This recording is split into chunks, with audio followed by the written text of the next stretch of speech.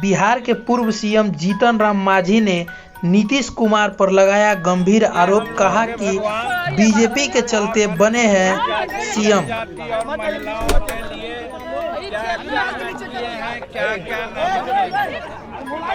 संविधान भी बनाए हैं, संविधान में महिलाओं और अनुसूचित जाति को विशेष अधिकार देने का काम किया है। लेकिन वर्तमान में माननीय नीतीश कुमार जो बिहार के मुख्यमंत्री हैं, वो महिलाओं के बारे में कितना अपशब्द और शर्मनाक बातें कही विधानसभा में, वो आप लोग जानते हैं। और फिर दूसरी बात, हमारे ऐसे शेड्यूल कास्ट के नेता जो नीतीश कुमार से उम्र में भी बड़ा है, राजनीतिक जीवन भी उनसे लंबी है, 77 में प्राप्त किया और जीतन मांझी 66 में डिग्री ऑनर्स के साथ आया है। कहने का मतलब कम से कम विधानसभा में चुने हुए छोटे बड़े कोई भी हो, सभी माननीय सदस्य हुआ करते हैं। उनके प्रति आदर सूचक शब्द निकालना चाहिए। लेकिन नीतीश कुमार ने तलाक की बातें की और कहा कि जीतन मांझी को कौन कहता है कि मुख्यमंत्री है, ये बड़ा मुख्यमंत्री है। और आप लोगों को भी एड्रेस किया कि इनको बड़ी तरजीह आप दे रहे हैं, इनको तरजीह देना बंद कीजिए, ये मुख्यमंत्री नहीं, इसको कोई अक्ल नहीं है। तो इस तरह से अपमानित किया गया।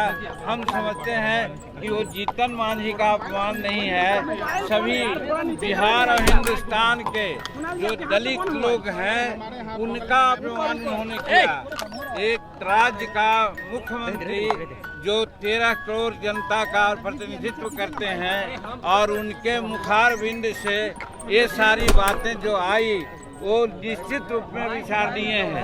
और जीतन मांझी क्या बोल रहा था, आप लोग कहते हैं हमारे और भाजपा के बड़े नेता बोलेंगे कि जो आरक्षण संबंधी बिल लाया और कोटा बढ़ाने की बिल लाया, एडमिशन में भी हम लोग सब एक मत से उसको पारित किया, समर्थन दिया, तो फिर उसमें विरोध की कौन बातें आती है। सिर्फ हमने ये कहा कि बाबा भीमराव अंबेडकर जब संविधान लागू करने की बात हुई और आरक्षण देने की बात हुई तो उन्होंने कहा था कि 10 वर्षों में समीक्षा होनी चाहिए। आप 18 वर्ष व्यतीत कर दिए, आपके छोटे बड़े भाई भी 15 वर्ष मुख्यमंत्री में रहे, आखिर क्यों नहीं इसका समीक्षा हुआ। और हम बताते हैं कि 16% कोटा हमको होना चाहिए था, अगर आज जांच किया जाएगा तो वो 7 है। दूसरी बात हमने बोला कि यहाँ के जो पदाधिकारी हमारे शेड्यूल कास्ट के हैं उनके लिए 1971 में ही रोस्टर लागू है और रोस्टर लागू होने के उपरांत 16% प्रमोशन में आरक्षण मिलना चाहिए। लेकिन आज हमारे शेड्यूल कास्ट और शेड्यूल ट्राइब्स के पदाधिकारियों की गिनती अगर की जाए तो 3.7% उनका प्रतिनिधित्व है। एक शताब्दी में पूरा होगा। माननीय मुख्यमंत्री जी, हमको ये बताइए और इसकी समीक्षा कीजिए, इसके लिए आयोग बनाइए और कोई कार्यक्रम अपनाइए। इतने ही कहने पर वो भड़क गए कि इसको कुछ आता है, इसको हमने मुख्यमंत्री बनाया। हम कहते हैं कि आपको भाजपा ने मुख्यमंत्री बनाया और भाजपा को धोखा दे करके अब आप राजद में आए हैं, राजद ने मुख्यमंत्री बनाया। आप कहाँ मुख्यमंत्री बने हैं?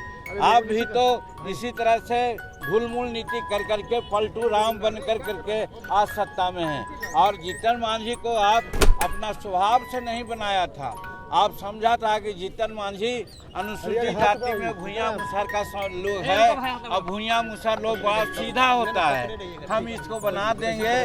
तो जो कहें 2014 में चुनाव जब हार गए तो सब जगह से थू होने लगा कि आप इस्तीफा दो।